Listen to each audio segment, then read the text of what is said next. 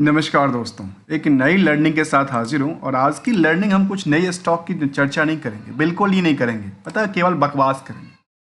बकवास इस बातों का करेंगे कि एक कंपनी है और कंपनी इतने सफाई से काम करती है, वो सोचिए मत। कंपनी में कोई प्रमोटर्स नहीं है डायरेक्टली की बात किया जाए तो, लेकिन इनडायरेक्टली जो कि पब्लिक होल्डिंग है, वो कुछ ऐसी बड़ी चाल चलती है। वो चाल आपके सामने दिखा, इस चाल को समझिए। और समझ के हमने इस पे पहले भी एक बार स्टडी किया था। मुझे याद है 24 जून का शायद टाइम था, 24-25 जून के आसपास की, जब हमने एक चैनल को देखा कि अच्छा, इस कंपनी को लगातार स्पॉन्सर्ड कर रही है और स्पॉन्सर्ड इस भाव से करती है कि आने वाले समय में मल्टी बैगर साबित हो जाएगा बाबा। और यहाँ फिलहाल दोबारा एक नई स्पॉन्सर्ड चालू हुई है। कह सकता हूं कि 4.5 लाख लोग फिलहाल अभी तक के डेटा में देख चुके होंगे। और हो सकता है जब आपके पास पहुंचेगा मेरा ये लर्निंग पॉइंट ऑफ व्यू से, शायद हो सकता है 8-10 लाख लोग देख लिए होंगे या हो चुके। मैं चर्चा क्यों करूंगा पता है? खुल के मार्केट में स्पॉन्सर्ड किया कर दिया जाता है और स्पॉन्सर की कॉस्ट काफ़ी क्या होता है, कॉस्ट चीप होता है, जो कि यूट्यूब पे एडवर्टाइजिंग चलाना। और इसकी बात मैं क्यों कह रहा हूँ, मैं अपने सारे वीडियो आपके रेफरेंस के लिए लिंक में लगा दूंगा, क्योंकि मैं बकवास नहीं कर रहा हूँ। मैं कोई आपको डेटा एनालिसिस की बात कर रहा हूँ, डेटा बेसिस की बात कर रहा हूँ। जो कंपनी सिटीज पॉलीलाइन जो है वो एनएससी के अंदर लिस्टेड है। और यहाँ पे चार्ट को देखिए, मैंने जब जून की बात किया था तो यहाँ पे क्या हुआ देखिए, मार्केट में उसी टाइम पे स्पॉन्सर्ड किया जा रहा था। ये मार्केट शायद 5 रुपये से 50 रुपये हो जाएगा। आज के टाइम में ये स्पॉन्सर्ड 6 रुपये से 50 रुपये की आपको क्या दिखाती है, सपना दिखाने के लिए चला है। 6 रुपये से 50 रुपये का। और कहती है कंपनी हैज एक्वायर 70 एकड़ land for biogas plant acquire किया है। चलिए इसको भी हम समझेंगे, आखिर इसको लेकर क्या क्या। पहले हम उसी एक्शन पे चलते हैं और समझने की प्रयास करते हैं आखिर यहाँ पे क्या हुआ और क्या कंपनी ने ऐसा कुछ किया है, नहीं किया है। तो यहाँ पे दोस्तों देखा जाए, फिलहाल हम इसकी लेटेस्ट अपडेट की तरफ चलते हैं। तो वो कहती है सर्टिफिकेट दिया था फिलहाल जो डिपॉजिटरी देता है, उससे पहले कंपनी ने क्लैरिफिकेशन मांगा था इनको फाइनेंशियल रिजल्ट को लेकर के, 30 जून तक के डेटा को लेकर के। शायद उन्होंने ऐसा क्या अपडेट दिया उस पर भी चर्चा करेंगे। साथ में देखा लेटेस्ट सेंटीमेंटल, यहाँ पे कंपनी ने ऐसा कोई अपडेट फिलहाल नहीं दिया है जो इन्होंने कंपनी ने एक्वायर किया है। भाई कंपनी एक्वायर किया तो क्या आम पब्लिक को बता रही है क्या, और एक्सचेंज को बताना भूल गई क्या, ऐसा कुछ बात? या केवल और केवल इसको न्यूज आर्टिकल की तरह छापी गई? और देखिए वीडियो कितना अट्रैक्टिव बना गया, एक प्रोफेशनल तरीके से बनाया गया, जो आपको ये समझना है जो आखिर कंपनी में क्या हुआ, कंपनी कैसे स्पॉन्सर्ड कर रही है। क्लियरिटी के साथ कहती है कि स्पॉन्सर्ड करती है। जैसे पहले भी स्पॉन्सर्ड किया था, मार्केट में लंबी उछाल आई थी। लंबी उछाल के बाद जिन लोगों ने पैसा बनाया वो तो बनाया, जिन लोगों के पैसा गया वो गया। क्योंकि मार्केट में एक का पैसा बनता है तो एक का पैसा जाता है, ऐसा ही डेटा की बात करते हैं। चलिए हम समझने की प्रयास करेंगे। कंपनी स्टेशनरी आइटम में डील करती है। कहती हैं जो इनके पास यदि प्रोडक्टिविटी में देखा जाए तो कहती है प्लास्टिक्स, फाइल्स, फोल्डर, ब्लैंडिंग्स। अब ये बात समझ, अब ये कंपनी इन सब काम धंधा के छोड़ करके अब बायोगैस बनाने वाली है। ऐसा कौन कह रहा है? न्यूज आर्टिकल कह रही है, मैं नहीं कह रहा हूँ। क्योंकि मैं जो डेटा आपके सामने देखता हूँ वही आपके सामने रखता हूँ, और जो डेटा की बात करता हूँ स्टैटिस्टिक की बात करता हूँ। और यहाँ पे कुछ डेटा को लेकर कहती है कंपनी। यदि ऐसा कुछ न्यूज आर्टिकल मार्केट में चलती होती तो कुछ ना कुछ बड़ी यहाँ पे देखने को मिलता। गूगल फाइनेंस के ऊपर, अच्छा यहाँ पे कुछ ऐसा ऐसा कोई भी यहाँ पे खबर किसी पेपर के अंदर नहीं है अभी तक, और हो सकता है आने वाले समय में इस पर कुछ बड़ी दिखा दे। अच्छा यहाँ पर जंप हो गई। इसको देखा जाए तो बुक वैल्यू केवल 2 रुपये के आसपास का है, इंट्रिंसिक वैल्यू करीब 2.34 के आसपास है। स्टॉक की प्राइस में लगातार 8 रुपये तक की प्राइस गई थी, जो हायर टू हायर एक साल में 8-9 रुपये तक की प्राइस थी, उसको सपना दिखाया जा रहा 50 रुपये की प्राइस जाएगी।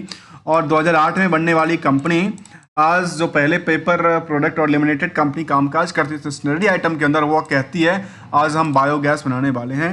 और इन्होंने कंपनी कहती है जो हमने, इसलिए कंपनी नहीं कहती है, कंपनी की तरफ से कोई स्पॉन्सर्ड करती है, या कंपनी के प्रमोटर जिन्होंने ज़्यादा होल्डिंग रखा होगा उन्होंने स्पॉन्सर्ड करते हैं। कौन बेच रहा है, कौन खरीद रहा है, इस पर भी चर्चा करेंगे। वो भी हम कहेंगे आपके सामने, जहाँ पे डेटा हमारे सामने होगा। अब इसके अकॉर्डिंग देखा है तो स्टॉक का पी में क्या कहता है यहाँ पे अंडर वैल्यूड है, और ये थोड़ा सा अभी चला है। प्रमोटर की होल्डिंग बिल्कुल ही नहीं है, प्रमोटर के अलावा किसके पास होल्डिंग, सबके सब पब्लिक के पास है। मार्केट का केवल 58 करोड़ का है, जिसको देख के लगता है कि मार्केट को कैप्चर करना इतना आसान है तो आप समझ नहीं सकते हैं स्टॉक मार्केट की चीज़ों को लेकर। 58 करोड़ में कोई बड़ी बात नहीं मार्केट को कैप्चर करना, किसी ने अपनी डिमांड सप्लाई को बढ़ाने के लिए कुछ भी पॉसिबिलिटी कर सकती। मुझे लगता है कि ऐसे कंपनियों को लेकर के सेबी को कुछ एक्शन लेना चाहिए, एक्सचेंज को कुछ देखना चाहिए, पता नहीं क्या होता है नहीं होता, मुझे आइडिया नहीं ज़्यादा। यहाँ पे कहते हैं इनके पास कर्ज करीब काफ़ी ज़्यादा रहा और करंट रेशियो का माप भी रहा, जिसकी वजह से अर्निंग पर शेयर की बात किया जाए तो 2 रुपये के फेस वैल्यू पता कितने अर्निंग करती है, 15% की अर्निंग करती है, और आरओसी और आरओए भी करीब 8% से 8% के आसपास ही निकल के आती है। डिविडेंड का कोई ट्रैक रिकॉर्ड नहीं, तो कंपनी अपने निवेशकों के लिए कुछ सोचती नहीं। अब इसके कुछ पहलू पे चलते हैं, और पहलू क्या कहता है पिछले 1 महीने में देखिए मार्केट में क्या हुआ, लंबी गिरावट, लंबी ऊंचाई। पैसा कौन बना रहा है, पैसा कौन बना रहा है, कौन बिगाड़ रहा है, सोचिए। ठीक है, 6 महीने में देखा गया 35% की उछाल, और यहाँ पे रिस्क टू रिटर्न में 1 साल में केवल 15% की उछाल बनाई, जो कंपनी के 50 रुपये तक का स्टॉक प्राइस जाएगी। और यहाँ पे स्पॉन्सर्ड किया गया था, मुझे करेक्टली याद है, मैं इसको अपने लिंक में लगा दूंगा, आप जा करके देख लें। अब इसके रिजल्ट की तरफ हम आकलन करके देखें, क्योंकि ये जो समरी डेटा है, इस समरी डेटा के पीछे दोस्तों केवल और केवल कुछ एस्पेक्ट को जानना जरूरी है, जिसके लिए हमने कहा कि रिस्क टू हमेशा स्टॉक मार्केट रिस्क की बात है तो रिस्क तो रहता है, रिस्क के साथ रिकंसलेशन को जानना जरूरी है, जहाँ पे चाहे पीएल की पार्ट हो, बैलेंस शीट की हकीकत की बात करें, या फिर मार्केट की ट्रेंडिंग की बात करें। अब यहाँ पे आती है कि कंपनी का जो यहाँ से लेकर के यहाँ तक सिलसिला था वो क्या हुआ, कुछ हुआ, कहती है यहाँ पे तो गिरावट हो, यहाँ से भी गिरावट हो। भाई कंपनी कामकाज क्या करती है वो तो बताओ। और यहाँ पे देखने को आई जो कंपनी ने यहाँ से लेकर के ऊंचाइयों में टच करने में दोस्तों केवल और केवल चार्ट को या सेल्स को, मैं कहता हूँ सेल्स को अब हकीकत ना मान के उसकी हकीकत के लिए करंट रेशो को भी जानना जरूरी है, उसके साथ रिस्क को भी जानना जरूरी है, जो कितने दिन के रिस्क है, कितने परसेंटेज की रिस्क कहती है। जबकि इसके बारे में यदि देखें तो केवल 7 करोड़ के आसपास की टर्नओवर है, और यहाँ पे 11 करोड़ तक की टर्नओवर जून तक की बात करती है, जो कि गिरावट में।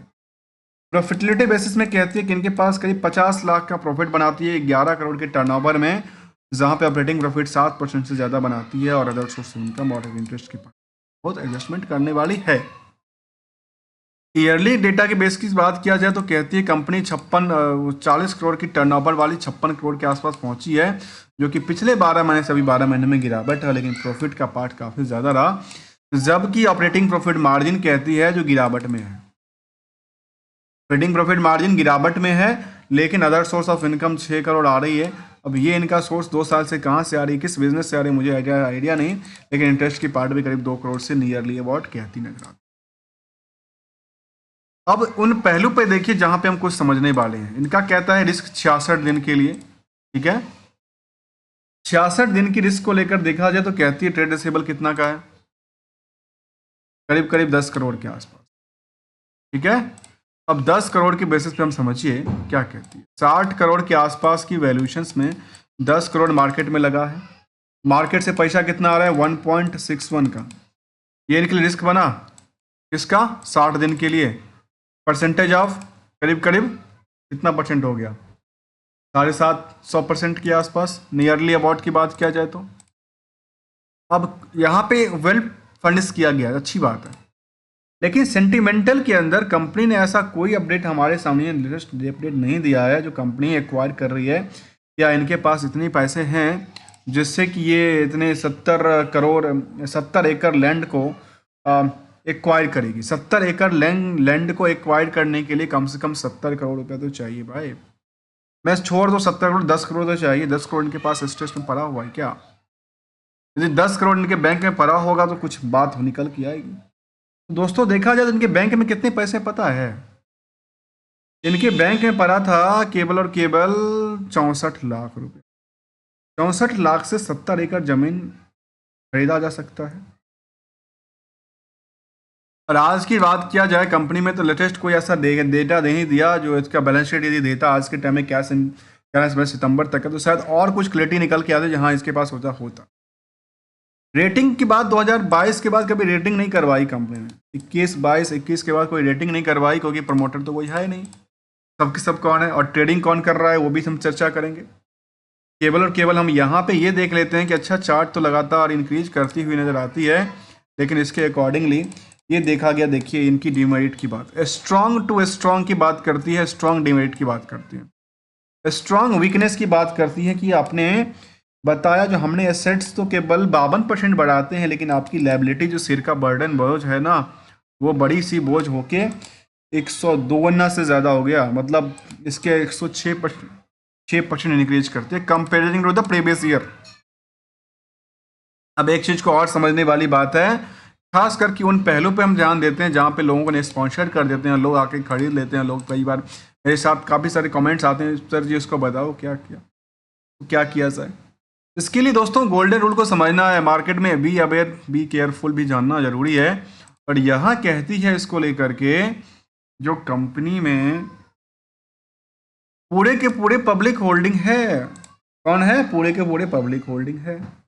इसमें दोस्तों ये कंपनी का नाम आपको याद होगा, मैं आपको याद दिलाता हूँ, इस कंपनी का नाम आपको याद दिलाता हूँ, और याद के साथ साथ आप देखिएगा इसमें क्या कमाल की बात है, इसमें क्या कमाल की बात है वो दिखाता हूँ आपके सामने। हमने अभी काफ़ी सारे कंपनी पे स्टडी किया था, जिसमें कि कुछ बड़े स्पॉन्सर्ड किया गया कंपनी था।